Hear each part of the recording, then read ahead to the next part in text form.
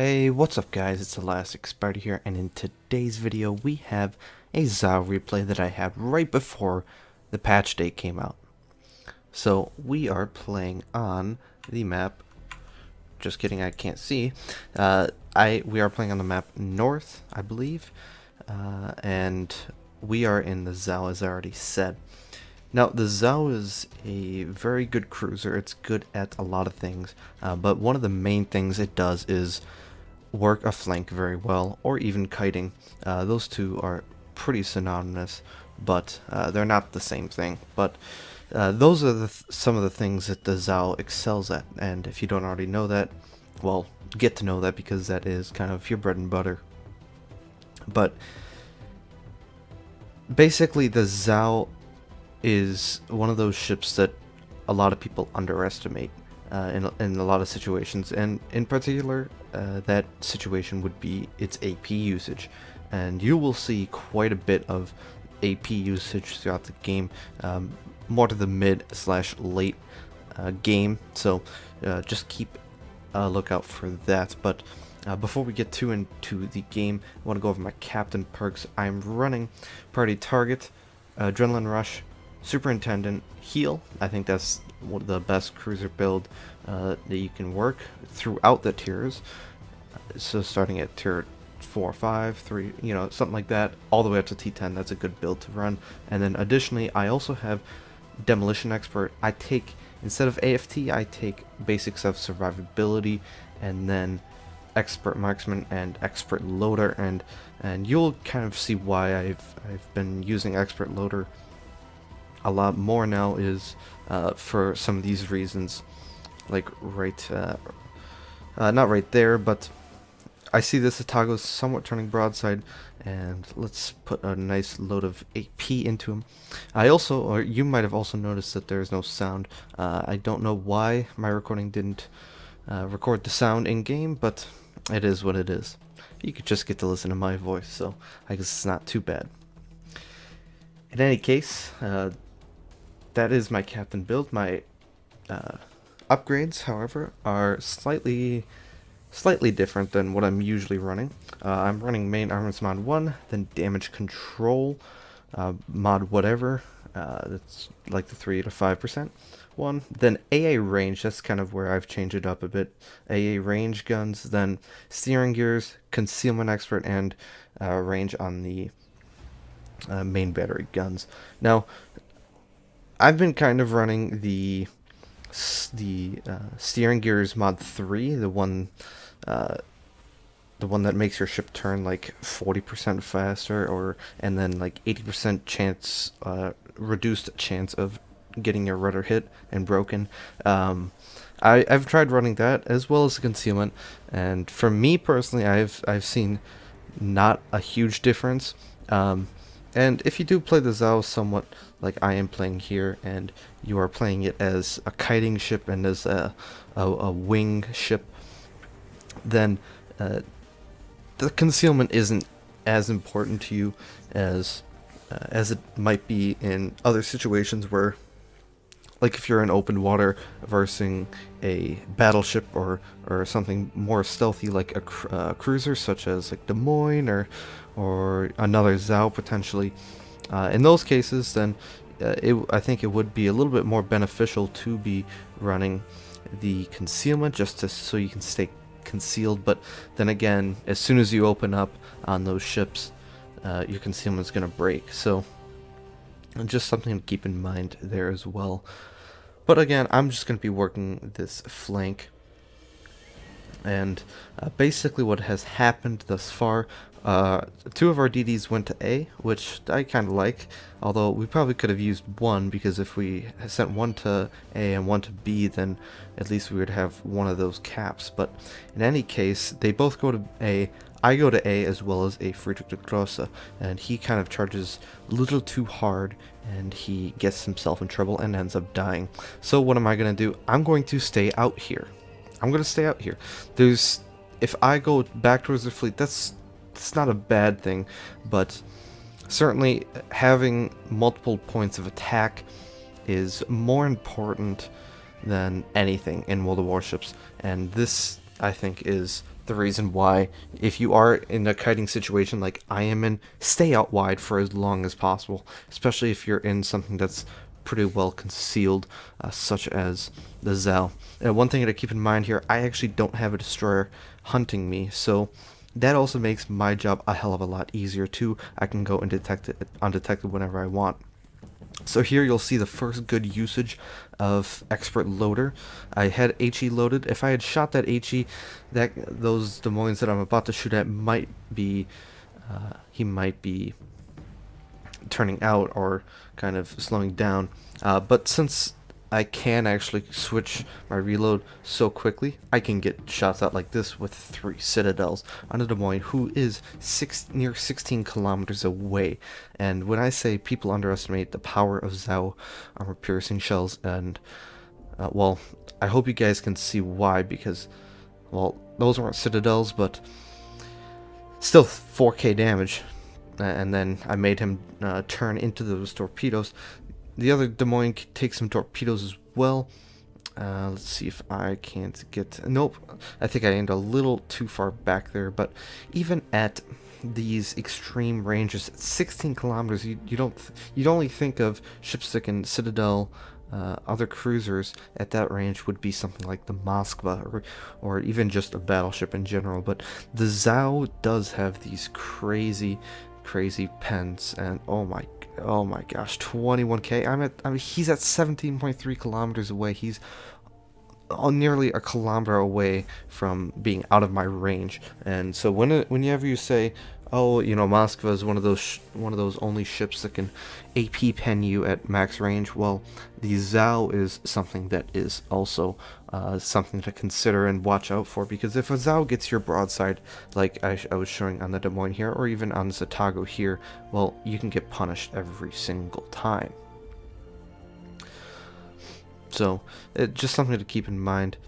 Trying to finish Des Moines here. I'm not too scared of a Tago AP at this range, being I've got troll armor, and he doesn't have a whole lot of pen, so I'm not too worried. Here you can see here I'm at about 35, almost 40 degrees, and well, he simply aimed a little too far back. He aimed probably under my 3rd turret, which is way too far. He needs to be shooting at my number 1 turret if he wants to get any secure amount of damage in that situation. But he did not. He decided to turn out and try and tort me, and well, it's not going to work out for him. Now, I'm going to pop Hydro here. I know this sounds weird, but normally I would not run Hydro, especially with the build I'm going with.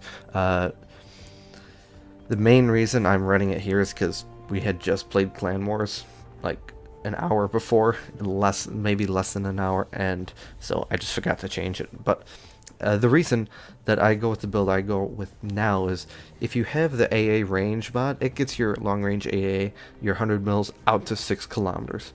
And then when you pair that with defensive fire, Zao AA is not the best, but it's certainly not the worst. And especially with these recent carrier changes, if you go up against the Midway, well, they're tier 8 planes, you're going to slaughter them anyway. If you go up against a carrier with tier 10 planes, you're not necessarily going to slaughter their whole squadron, but you'll take out about half of them, and with a 6 kilometer AA range, you're basically doing enough just to protect yourself without giving up all of those nice captain perks. However, previously I was running the build where I went with AFT, then Demo Expert, and then Expert Marksman. But since I felt like this was a little bit more optimal in just my general playstyle, I get 3 tier 3 perks, which is obviously nice, and so that's just my thinking, and I figured, well, I can get the accuracy on my guns and then go with AFT, or I can go with AA range in the modules and then get some more tier 3 perks, which I have done here. And I think it's a little bit more, I think it's just a little bit more suited for my playstyle. The playstyle is Zao. Shoot that Lexington for 10k, and I actually didn't expect to get that much HE alpha damage out of my guns, so I ended up switching to AP there, and well, you saw that I should have stuck to HE. So, just gonna try and burn this guy down. This is one of the things you'll see a little bit too. I don't know how I didn't get a arsonist on this Lexington. My only mistake here in the whole game was turning while I was shooting. I think I was getting a little bit greedy, but I still have 3 more heals left, so it's not the biggest of deals. So, but again, a small mistake there, and if you are looking to improve your cruiser game, doing what I just did there, well, that will not improve your cruiser game for sure. But I thought I had enough hit points. Obviously, I think it was about a 20k salvo, so he did get it. I wouldn't say lucky, but I think he did have a little bit of luck in that as well. But just something to keep in mind. Now, the other thing you might be asking me is why I'm running spotter plane again. Clan Wars. I think the spotter plane on the Zao is actually not that bad. It's one of those things that it's like you don't really need it, but the catapult fighter is not that much better either way. So it's kind of personal preference. I actually kind of like it again, not only for Clan Wars, but if let's say since the Zao is a good kiter and a very good outfield, yeah, and wing position ship, a lot of times you'll be sticking to, like, let's say the 1 or 2 line, or like the 9-10 line. So sometimes you need to, after you've killed those or countered those ships that you were kiting against, you know, there might be ships that are kind of running away or kind of out of your range, and popping your spotter plane like you see here is actually somewhat useful. But with our Lexington dead, and me almost getting this cap before this Shimakaze dies, this replay is all but over. Alright guys, so looking at the post-battle results, obviously we won that match. I ended up with 526,000 credits, 8k XP, 1700 free XP, Witherer, Arsonist. Should have been a double Arsonist, Confederate, and High Caliber. Had I gotten that Shimakaze, it also would have been a Kraken, but nonetheless, it was a good game. 268k to finish off the game, which of course is very nice. I believe it's actually my record in the Zao. I don't know that for sure, but certainly it's one of those games that, well, I did a lot of damage, and it's a great game, and you'll see by the team score that I'm not kidding.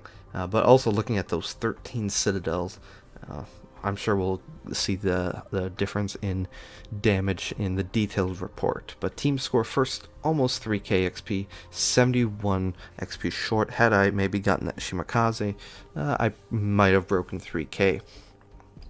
But either way, again, 1,000 XP more than my Tirpitz and North Carolina, a little over like 1,300. But so certainly, I think this was a very solid carry. And you saw my position basically countered their whole push at A. They could have done, if I had kited more towards back my fleet, they would have been in a much better situation. But since I did cut that route off by this insane Zao AP that can pen a Des Moines broadside at 17, almost 17.5 kilometers, like, that is insane. So being positionally aware in the Zao is one of its key aspects, much like the Des Moines, so something to keep in mind as well. Detailed report, well, 98k from armor piercing, and then 86k from high explosive, and then 82k from fires. I just wish my torpedoes and secondary could keep up. Not a lot of potential damage fired my way. Most of the shells that were fired at me actually did hit me, mostly from the curve first. That's where I took a bulk of my damage, as you see there. But I traveled 55 kilometers. That's good, right? And yeah, I mean, I did my job. That's basically, that's all you have to do. And it might be called damage farming to some, but it's more of tactical tactical delay, I guess, or tactical retreat. I don't, maybe the French stole that, but either way. Credits, well, we already went over the credits, but 300 grand is not bad at all. And of course, 9k Commander XP, I won't complain about that either. I hope you guys enjoyed this replay. If you did, leave a like. If you didn't, leave a dislike and tell us why. I hope you all had a wonderful Thanksgiving, and even though that was a week ago, and I hope you are enjoying the Pan-Asian DDs. Where are you at? Let me know down in the comments. Alright guys, I'll see you in the next video.